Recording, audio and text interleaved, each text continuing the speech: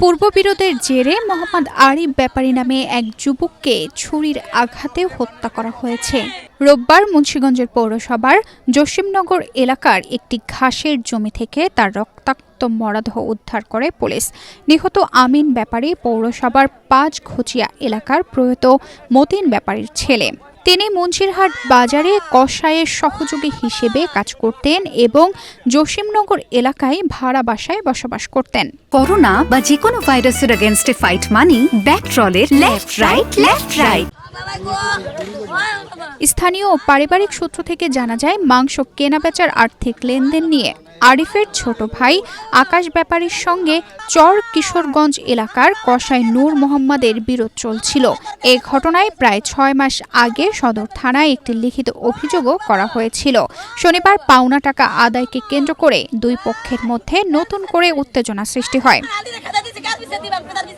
এ ঘটনায় স্বজনরা অভিযোগ করে বলেন, স্থানীয় বিএনপি নেতা এনায়েত হোসেন ও তার সহযোগীদের সঙ্গে আরিফদের বিরোধ চরমে পৌঁছে শনিবার সন্ধ্যার পর আরিফ ও তার ভাইকে খোঁজাখুঁজি করা হচ্ছিল বলে দাবি পরিবারের।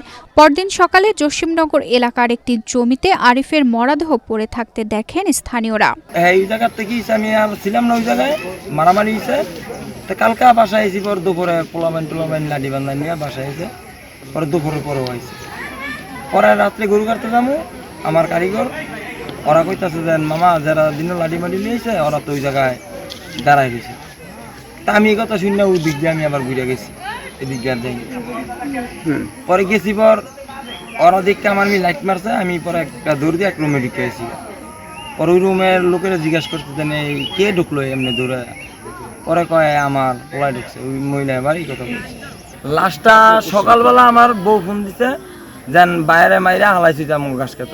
পরে আমি ফুলতলাতে মোটরসাইকেল নিয়ে আয়া দিই অবস্থা। আচ্ছা, রাত্রে তো খবর পেয়ে মুন্সিগঞ্জ সদর থানা পুলিশ ঘটনাস্থলে গিয়ে মরদেহ উদ্ধার করে ময়নাতদন্তের জন্য মুন্সিগঞ্জ জেনারেল হাসপাতালের মর্গে পাঠায়। ঘটনাস্থল পরিদর্শন করেন জেলা পুলিশের ঊর্ধ্বতন কর্মকর্তারাও। নিহতের ভাই আকাশ ব্যাপারী দাবি করেন, তার ভাইকে পরিকল্পিতভাবে হত্যা করা হয়েছে। তিনি এই ঘটনার সুষ্ঠু তদন্ত ও জড়িতদের দ্রুত গ্রেফতারের দাবি জানান। তবে অভিযোগের বিষয়ে অভিযুক্ত এনায়েত হোসেনের বক্তব্য পাওয়া যায়নি। তার মোবাইল ফোন বন্ধ থাকায় যোগাযোগ করাও সম্ভব হয়নি। এদিকে ঘটনার রহস্য উদ্ঘাটন ও জড়িতদের গ্রেফতারে পুলিশ কাজ করছে বলে জানিয়েছে মুন্সিগঞ্জের অতিরিক্ত পুলিশ সুপার মোহাম্মদ কামরান হোসেন। তানজিদা রহমান, ইনায়া, বাংলাদেশ প্রতিদিন। বর্তমানে যেখানে দাঁড়িয়ে আছি এটা হচ্ছে মুন্সিগঞ্জ পৌরসভার মুন্সিরহাটের পাশে জসিমনগর একটি গ্রাম। এখানে আমরা আজকে ভোরবেলায় সংবাদ পেয়েছি যে এখানের বাসিন্দা আরিফ নামে একজন ব্যক্তি, যার বয়স আনুমানিক 35, তার ছুরিকাহত একটা লাশ পাওয়া গেছে।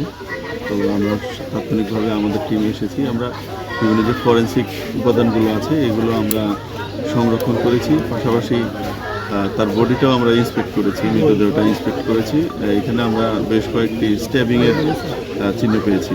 এই হত্যাকাণ্ডে কে বা কারা জড়িত আছে সেই বিষয়গুলো নিয়ে কাজ করছি।